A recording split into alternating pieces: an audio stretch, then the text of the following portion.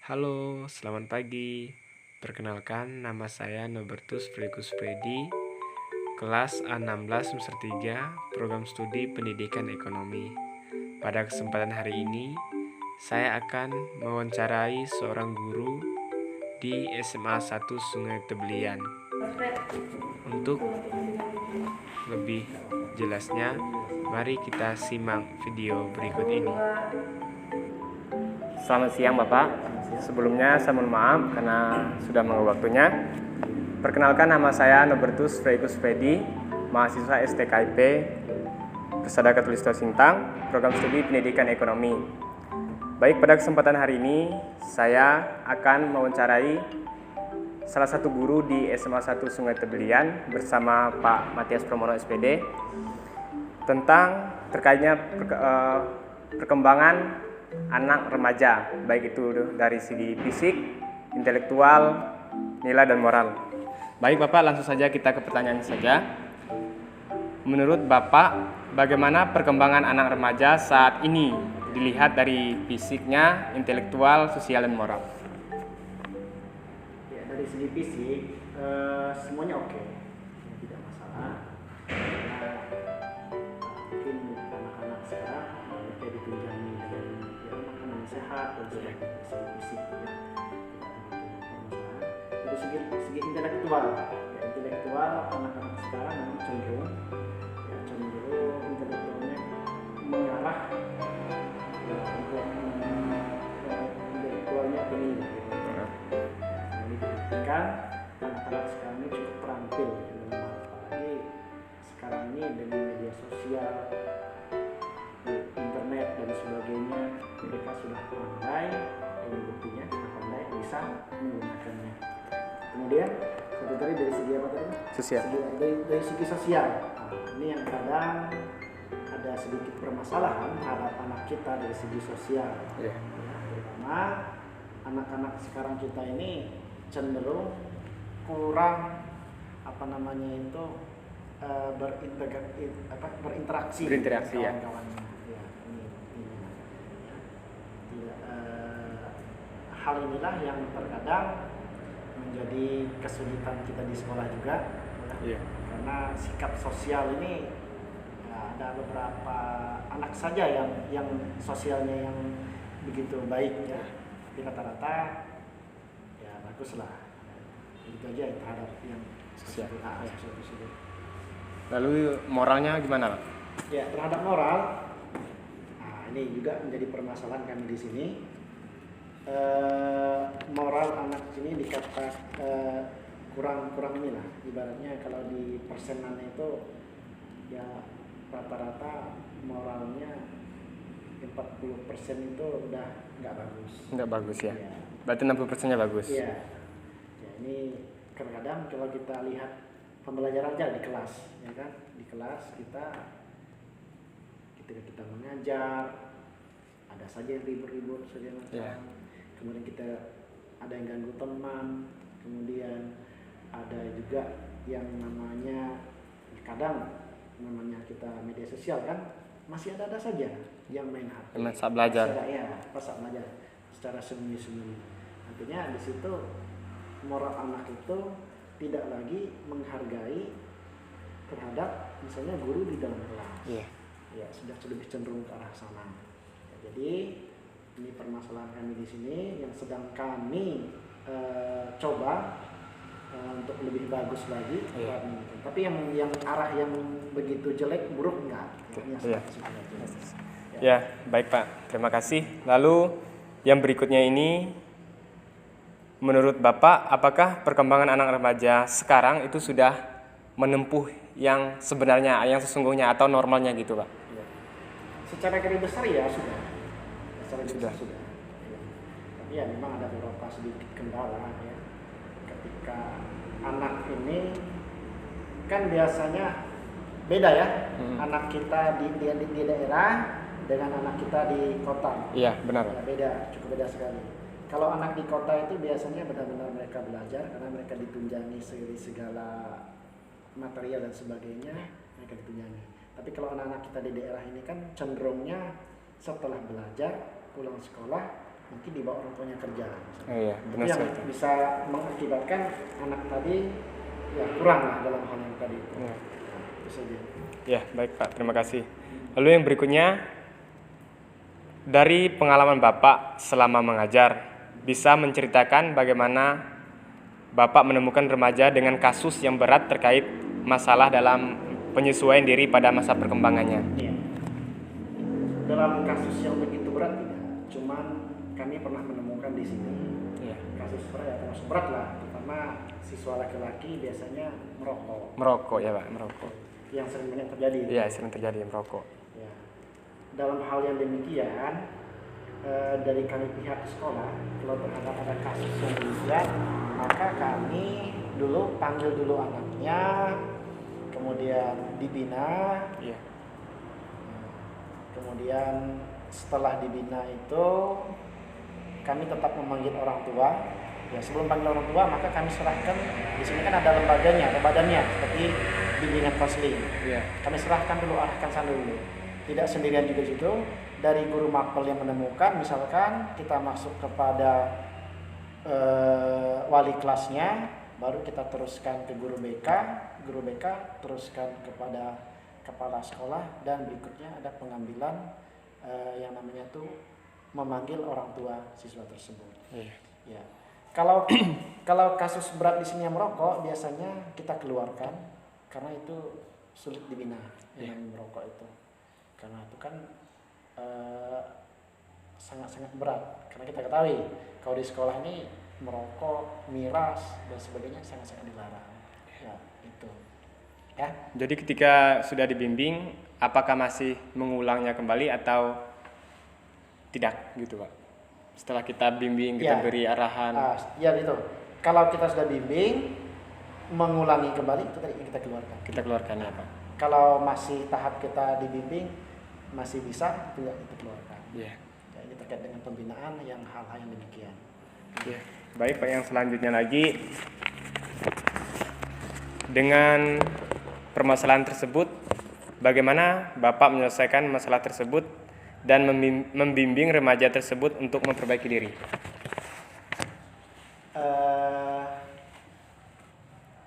Di sini kami itu atau saya itu ketika membimbingnya, kita memang arahkan dulu, misalkan memberikan pertanyaan kepada dia atau motivasi kepada dia. Misal contoh begini, yang saya sering lakukan terhadap anak demikian.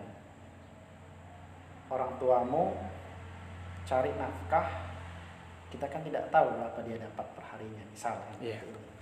Ya. Sekarang kamu berbuat yang demikian, ibaratnya merokok, kamu uangnya dari mana? Kalau bukan dari uang bapakmu, misalnya. Itu motivasi. Iya, motivasinya. Motivasi. Ya. Kemudian kita tambah lagi, kita beri siraman rohani di situ, bahwa kegiatan yang namanya merokok itu kan sangat merugikan kita sekali, terutama dalam hal misalnya menyangkut kesehatan jasmani kita. Jasmani, ya. Di rohani kita juga merokok juga kan sangat dilarang, ya kan, sangat-sangat merusak. Nah, itu motivasi dulu kepada anak itu yang kita bawa. Sejauh ini anak yang diberi motivasi memang mengikuti kita. Mengikuti. Ya, sejauh ini ya begituan lah, mengikuti, karena perkembangan tersebut memang mungkin dia tahap perkembangan dia mungkin dia beranggapan bahwa itu kurang bagus buat saya. Ya, karena kebanyakan cenderung anak-anak ini kan ikut-ikutan.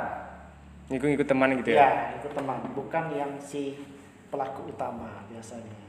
Ya. Ikut teman, sekedar ikut, yang merasa malum anak sekolah ini kan punya ingin cari jati dirinya, bahwa saya harus begini. Ya, seperti itu. Oke, ya baik Pak, terima kasih. Lalu kita ke pertanyaan yang berikutnya. Bisakah Bapak ceritakan apa saja bentuk bimbingan kepada siswa, baik itu untuk kelompok yang besar, terus kelompok yang kecil, atau individu, untuk membantu mereka memahami perkembangan mereka yang seharusnya? Ya, kalau dalam skala kecil, biasanya yang saya lakukan di sini memang saya langsung ke individu masing-masing. Individu masing-masing ya Pak? Individu masing-masing siswa tersebut. Ketika misalnya kalau dia ini kurang paham, kurang mampu, biasanya saya tawarkan, silakan datang ke ruang saya kalau kamu nggak bisa. Itu bisa terkait hal-hal yang kecil. Tapi kalau dalam hal kelompok, biasanya saya memang membuat tim, ya tim kelompok, tim belajar lah ibaratnya. Tim belajar ya. Ya, saya buat, berikan pekerjaan yang menyangkut pelajaran lah. Ya, pelajaran. Ya, menyangkut pelajaran, buat ya, seperti itu. Ya, kalau hal-hal yang lain saya belum pernah melaksanakannya, tapi sejauh itu yang saya laksanakan. Ya. Kemudian biasanya saya di sekolah ini saya buat suatu, biasanya saya lebih cenderung menggunakan yang namanya Times Game Turnamen biasanya. Artinya siswa sekarang ini kan kalau kita ceramah terus kan nggak mau nih, susah nih. Bosan juga. Bosan, ngantuk, ya kan? Kadang bisa itu ngelawan juga. Iya. Jadi kita buat suatu yang namanya Times Game Turnamen, itu seperti kita buat kuis lah. Kuis. Ya, kasih pertanyaan, nanti kelompok A, kelompok B kita bagikan, ya kan? Nanti siapa yang pandai jawab, ya, nanti dia yang perjawaban dan sebagainya. Ya. Itu yang saya terapkan. Ya. Kemudian terhadap bimbingan siswa, kalau kita SMA ini kan tingkat anak ini kan sudah yang namanya tadi mencari jati diri. Iya, sudah. Kita nggak boleh ya. yang namanya sifatnya marah, ya, ataupun yang lainnya. Bahkan lebih kita kepada yang nama guru lebih sifat mengalah tapi arah yang benar. Arah yang benar ya. Iya. Pertama contoh begini, kita kan menemukan kasus anak yang misalnya yang nggak kasus berat lah, teman. Nakal aja lah, jewer teman atau sering ngolok teman lah ibaratnya kan. Ya, itu kita bimbing misalnya kita kawani aja dia. Diajak seperti kawan. Iya. Dalam hal itu bukan berarti kita harus berkawan dengan dia panggil saya sembarangan, bukan nanti seperti itu. Tapi kita ajak berkawan, ajak berteman, tapi dalam kapasitas guru dan siswa. Ya, terhadap hal demikian, karena itulah satu jurus ampuhnya kita. Jurus ampuh, iya. Ya. Kalau kita semakin kita memarahi anak, semakin dia menjauh dari kita. Tapi kalau kita semakin dekat dengan siswa, dengan ini, dia akan cenderung akan malu sendiri nantinya. Yeah. Oh, bapak ini selalu memperhatikan saya, selalu membimbing saya. Alangkah bagusnya mungkin saya bisa berubah dalam hal yang demikian. Ya, benar sekali itu, Pak. Nah, Baik. Terus yang berikutnya lagi, Pak, terkait perbedaan individu. Bisakah Bapak ceritakan bagaimana Bapak memberikan pembelajaran dan proses mendidik dengan siswa yang memiliki perbedaan bakat, minatnya, kemampuan kognitif, dan latar belakang yang berbeda?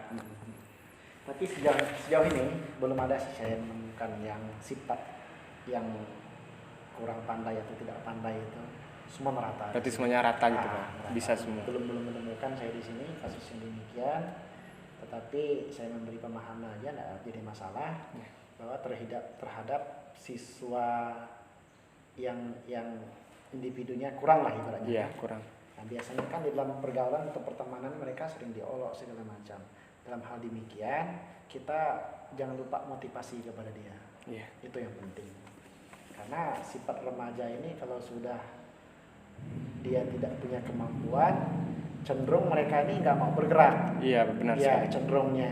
Biasanya itu langsung down ketika ada anak ketemu. Ya, jadi kita sebagai guru ini memotivasi, memberikan semangat, tidak lupa. Biasanya yang saya lakukan terhadap siswa yang tidak pandai ini, saya selalu menyodorkan pertanyaan kepada dia. Oh, iya.